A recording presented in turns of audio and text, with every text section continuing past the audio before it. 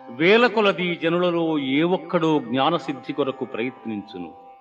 అట్లు ప్రయత్నించిన వారిలో ఒకానకుడు మాత్రమే నన్ను యథార్థముగా తెలుసుకొనగలుగుచున్నాడు. భూమిరాపో అనలో వాయు ఖమ్మనో బుద్ధిరేవచ అహంకార ఇతీయం మే భిన్నా ప్రకృతిరష్టధా.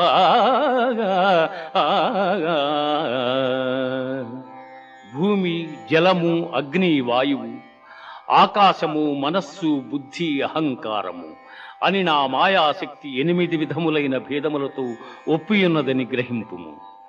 మత్తః పరతరం నాన్యత్ కించిదస్తి ధనంజయ.